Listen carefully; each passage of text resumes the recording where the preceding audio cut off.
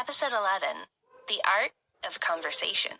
Haley's plan A was to go back to the very beginning and start with the basics. She had chosen this path simply because she needed to test the water and tread carefully. Brad was a completely unknown entity, and he was as cold as ice. She needed to execute her plan with care to have any chance of softening that glacial exterior. Otherwise, she might fall flat on her face before she even had an opportunity to get her plan off the ground. She needed to proceed cautiously and get his attention first. She understood she would have to court him, charm him, and seduce him, all to persuade him to desire her. She gave some thought to the women that had gone before her and failed. She had no doubt that they had tried their absolute best, but to no avail. Her decision to go back to the beginning was her attempt to try everything to achieve her goal and leave no stone unturned. She decided to call Plan A Courtship After Marriage. Haley and Brad were eating quietly together in the large dining room. Haley was actually silently brainstorming, trying to figure out what her next move would be. Although just the second step in her plan, she felt it was so much more difficult. Well, actually, she thought, it's not such a difficult step in normal circumstances, but with Brad, everything seems 10 times harder. The second step was to initiate conversation. Amy had emphasized, and Haley understood, but striking up a meaningful dialogue with Brad was easier said than done.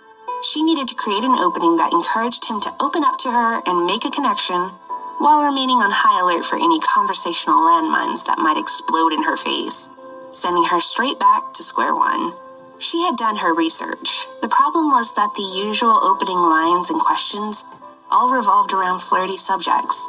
She had read many examples of conversation starters in magazines, but none of them had seemed appropriate. How would she ask him what he liked best about her when he didn't know her? Or worse, ask him what his ideal type of woman or biggest turn-on was when he had made it clear that he wasn't interested in women, or men for that matter. And any questions about sex would be non-starters. How could she question him about preferences when he had made it clear he didn't know? Indeed, he had already made it clear that it was her mission to find out what he liked. What should have been a relatively simple step in ordinary circumstances was a headache for her, because these were anything but ordinary circumstances. Asking the man sitting across the table from her any question was taxing, requiring her to summon up huge amounts of both energy and courage. But Haley was nothing if not determined. This was her next step, so she would simply start where she had decided to start, at the beginning. Can I ask you something? She began tentatively. Speak, he replied, without bothering to look up. What's your favorite food? She asked. I don't have a favorite, he replied. Oh, how about movies? Do you have a favorite movie? She asked. I don't watch movies, he said simply. Oh, okay. What about sports? What's your favorite sport? She asked, hopefully. I don't like any sport in particular, he replied. Do you have a favorite celebrity? She tried again. Nope, he said. Haley was speechless. This wasn't a conversation, it was an interrogation. She had asked the questions and he had answered them. However, she had achieved nothing. She pressed her lips tightly together. This was proving to be even more difficult than she had imagined. But she plowed on. She had to keep trying. Is there nothing you're even remotely interested in? She asked. Brad suddenly stopped moving. He finally raised his head to look at her. She held her breath as she waited for his response. What do you think? He asked. Why is he asking me? Why is he turning the question around to me? How the hell should I know? She thought in confusion and frustration. Well, he sure knows how to dodge a question, this monster. Well, I think, soon enough, you'll be interested in me, she said with a smile. Upon hearing this, he put down his knife and fork. What makes you think that? He asked. I have faith in myself, she replied. But what if you fail? I won't, she assured him. Really? How sure are you? He asked. For heaven's sake, how did he manage to turn the tables and question me? Haley sighed and then gazed at him, determined as ever. Because I am stubborn and I won't give up. Whatever happens, I will make you my... She stopped abruptly. After a short pause, and once she had chosen her words carefully, she continued, I will make you want me. After her outburst, she stared at him with a hint of defiance. Brad stared back. Her eyes were full of fighting spirit and determination, and she spoke as if her life depended on it. He almost smiled, and a strange sensation fluttered in the pit of his stomach. "Good. I'll look forward to it then," he said. Then he picked up his knife and fork, and they continued their meal in silence. Episode 12, Date Night. Can I just confirm something with you first? Haley once again broke the long silence. She knew nothing about her husband. The only thing he had told her was his first name, and she didn't even know if it was his actual name or not. She didn't want to think too much about his identity at such an early stage of the game. At that moment, she had other priorities. She was thinking about the third step on her to-do list. She considered briefly that she might be trying to move too fast, but then dismissed the thought. In reality, she couldn't waste a single chance she got. A few days previously, the maids had informed her that her husband was rarely at home. It wasn't unheard of for him to disappear for as long as a year. This thought made her a little uneasy, and therefore she resolved to make the most of any opportunity that presented itself. This was one such opportunity. She silently considered the third step in her plan, which was to take him out. Once again, this was easier said than done. She believed this step would be rather risky, but she had to give it her best shot. Brad had made his lack of interest in anything crystal clear. He was a man almost devoid of all human desires, but she believed that if they could maybe spend some time together on neutral territory, it might be easier to create something meaningful, and she may finally be able to make some progress. She might be able to break through that iron exterior, allowing her next moves to develop naturally. "Out with it," he said impatiently. "Well, aside from not seeing your face, I can do whatever I want, right? What I mean is, well, can I ask you out? Or can I touch you?" She fumbled over the words. She was still finding this incredibly difficult. She sometimes felt as if she were addressing a tyrant, worried about how he would react every time she opened her mouth. She was always on high alert, her nervous energy making it impossible to relax. She wanted to ask him how the hell he managed to exude such a cold, hard, almost frightening aura when he was just eating. Who could do that? Her aim was to soften him up a little and get him to relax. Right now, she thought that taking him out might be a way to get him to mellow out. Maybe she would also be able to relax and learn how to be comfortable in his presence and talk to him normally. Otherwise, her plan was never going to work. "It depends," he replied vaguely. "You mean, as long as you're not busy?" she asked. "You could say that," he responded. "Then, can I ask you out on a date?" she ventured. Brad once again raised his head and stared at her, only seeing the same fierce determination in her eyes he had seen before. "Where?" he asked. "Oh, you don't have to worry. You can still wear your mask. I already have a plan," she assured him. Her demeanor suddenly switched from edgy to enthusiastic. He knew she must have had some sort of strategy and that she was wasting no time, because he sensed her impatience, like she was chasing a deadline. This made him frown. "When?" he asked. "Are you free tomorrow?" she proposed. Although his impulse was to respond immediately, before answering, he slipped his hand into his pocket, took out his cell phone, and made a call. "Tyler, do I have anything important on tomorrow?" he asked. "Why?" Tyler countered. "Just answer me." Brad's voice thundered down the phone, sending a chill down Haley's spine. Tyler, however, could picture Brad's face at that precise moment, and the thought made him smile mischievously. Okay, well, there is the meeting with the sole heir of Joseph Martinez's company," Tyler said. "You can deal with that. Rearrange it," Brad replied. "Huh?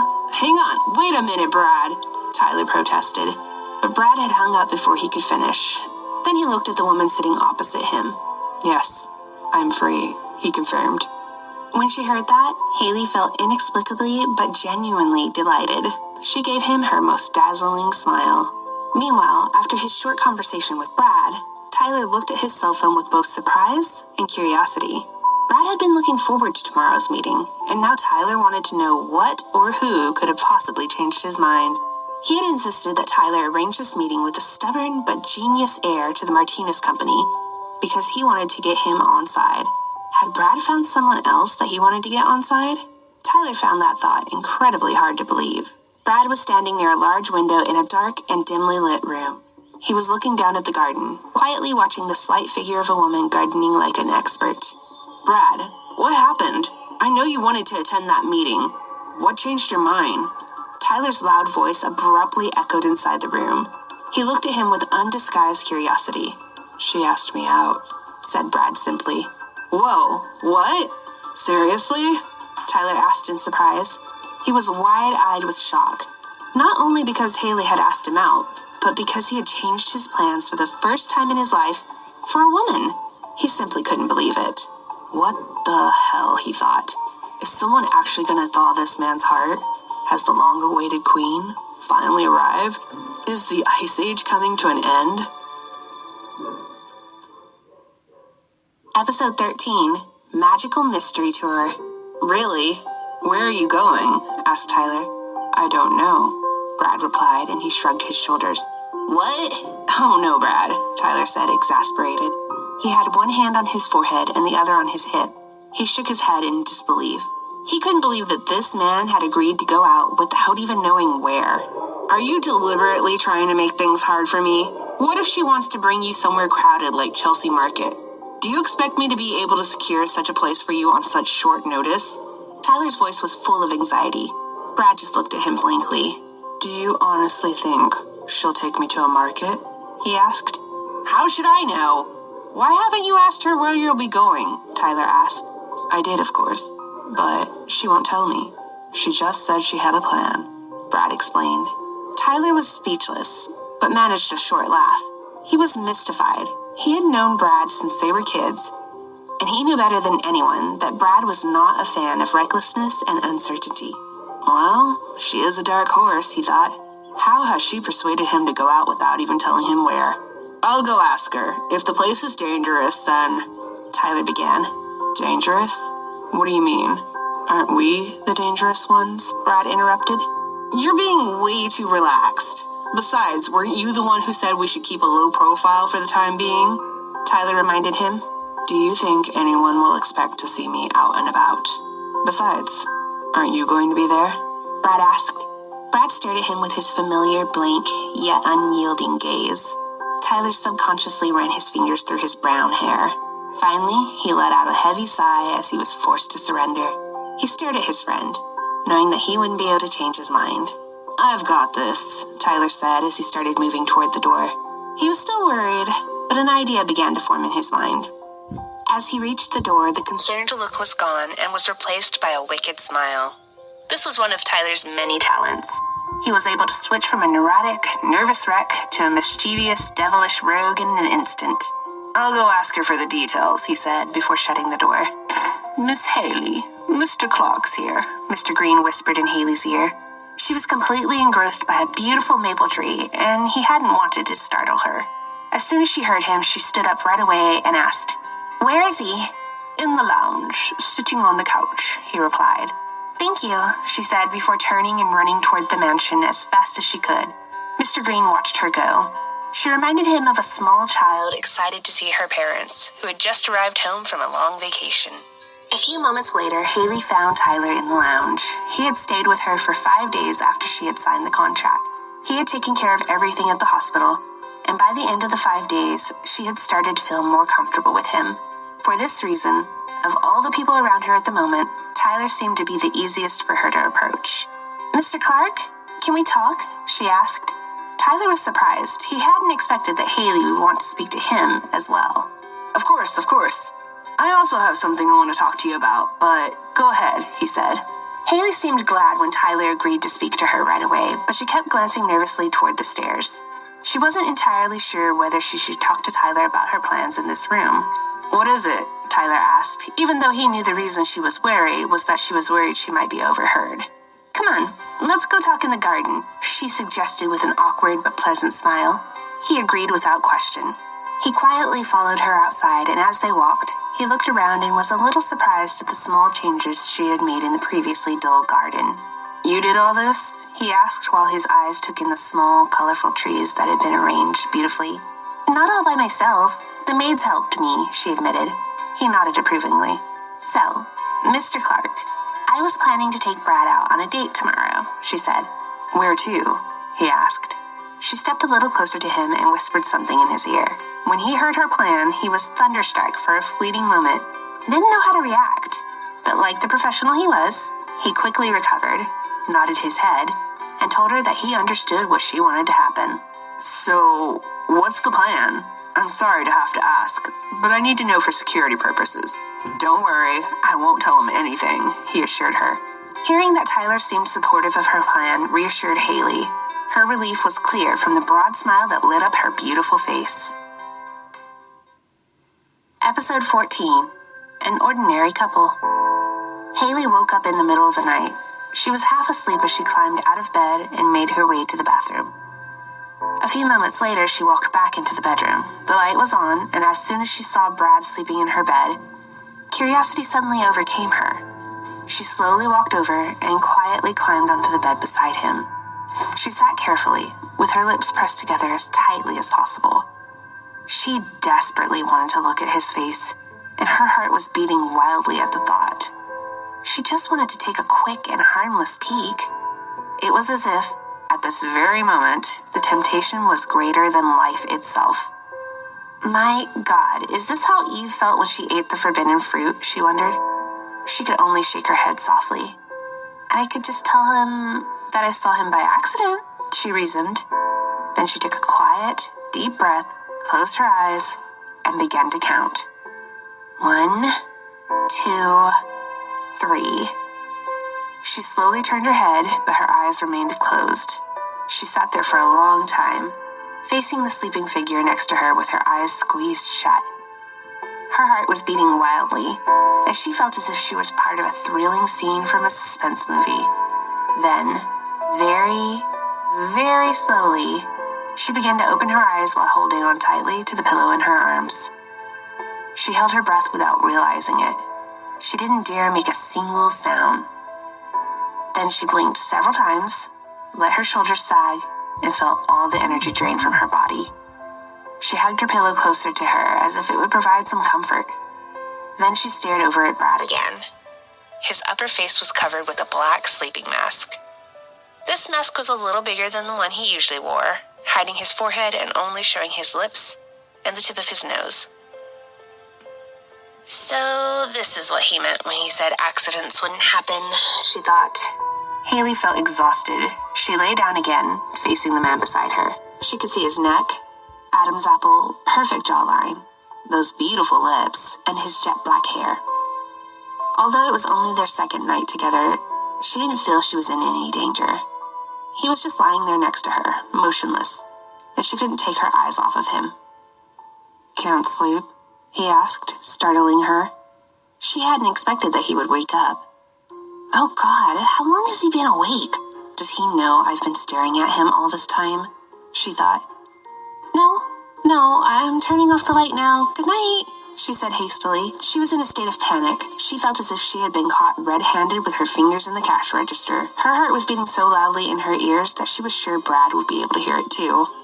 The weather was bright, and Brad and Haley were seated inside a black sedan, both dressed in plain black t-shirts and tattered jeans. A few hours earlier, Haley had been unsure and nervous when she had asked Brad to wear the simple clothing she had bought for him. However, he was surprisingly cooperative and took the clothes without a word, and she breathed a sigh of relief. Shortly after that, she was equally stunned when she saw him dressed in the ordinary clothes, because he had still managed to look elegant and handsome. His long legs were hugged tightly by the jeans, revealing their strong, muscular shape. She had looked at him with undisguised admiration and approval.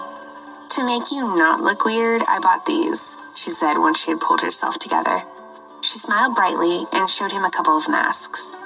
She took the smaller one and wrapped it around her face. Brad looked at her. The masks were all right, but a little strange. They were childishly designed masks with bunny ears towering above the eyes. He stared at her for a moment, and seeing the strange mask on her face made him take the one she was holding out to him. Haley encouraged him with her dazzling smile. "We're here, sir," the driver said as the car stopped. Brad looked outside the car's window, and then his brows slowly knitted together in a frown. Meanwhile, Tyler patiently waited on a nearby park bench with a coffee. He stood up the moment he saw the doors to the black car open. Haley climbed out first. She was wearing a loose black t-shirt and black jeans, and the cutest bunny mask. Tyler smiled. She looked adorable, and he could see other people around them turning their heads to admire her appreciatively. What Tyler saw next almost made him choke on his coffee. Holy Mother of God! Tyler couldn't believe his eyes. He watched as Brad climbed out of the car wearing the same casual clothes Haley wore and a mask identical to hers. He was stunned. He never thought the day would ever come that he would witness Brad wearing something funny or whimsical, such as a bunny mask. I have to hand it to you, Haley, Tyler whispered to himself. You have succeeded so far where all others have failed. He was full of admiration for this woman. He watched as they walked past him, looking like a couple of lovebirds. Episode 15, Welcome to the Haunted House. Haley had brought Brad to Coney Island. When he realized they were at an amusement park, Brad's eyes slowly narrowed behind his mask. He kept his reservations to himself and waited for his wife's next move. Meanwhile, Haley was telling herself to focus on her mission. But being here reminded her of her brother. It had been such a long time since they had last visited an amusement park together. She felt nostalgic as she looked around at the colorful and brightly lit rides. After a few moments lost down memory lane, she took a deep breath and concentrated on the mission ahead. She turned to the man beside her and smiled brightly. The fourth step in her plan was to make physical contact. She needed to touch him, and she remembered what Amy had told her. I mustn't make it too obvious. It must feel natural, she reminded herself. Haley knew that she needed to try different strategies to discover what would make her husband react. She had to experiment and observe his every reaction. And to do that, she had to be both alert and mindful. Do you have any place in particular you want to visit first? She asked, even though she already knew what he would say. It's up to you, he replied, predictably. Okay, let's go, she said. She casually grabbed him by the wrist and pulled him in the direction of the boardwalk. But something unexpected happened. The moment she touched him, she felt a spark and a fluttering in the pit of her stomach. This reaction to Brad's touch threw her off balance. Why the hell am I feeling like this? I'm just holding his wrist, for heaven's sake, she thought. Haley couldn't believe it. She was so bewildered by her own response to their physical contact that she couldn't even look at Brad. And as she was desperately trying to calm herself, she didn't notice where she was leading him. The route they were taking hadn't been part of her plan. Meanwhile, as Brad walked alongside her, his brows began to furrow into a frown to match his narrowed eyes. The woman that had been happily chatting to him not 2 minutes before was now walking at full speed, dragging him along without a word. Thankfully, the crowd simply parted to allow them to pass through. Maybe people thought they were a celebrity couple in disguise. While Brad was following his wife agreeably, he occasionally glanced at the wrist she was holding.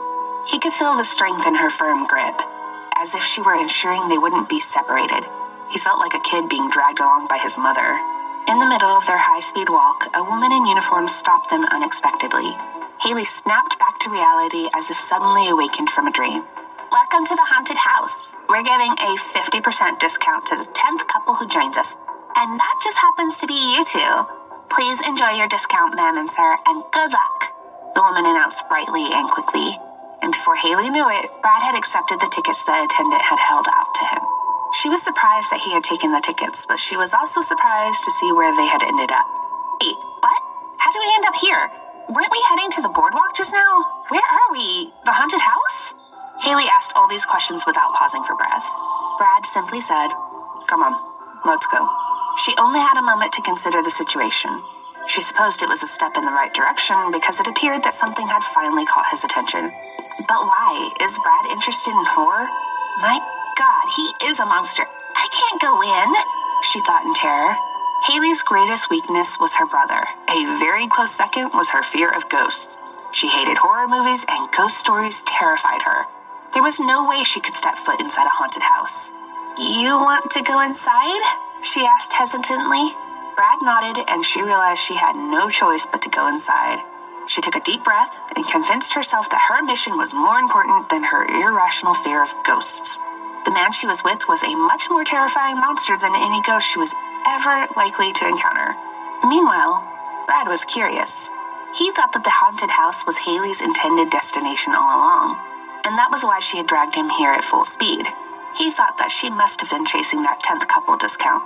If all that's true, why does she look so tense, almost fearful, like she doesn't want to go inside, he wondered.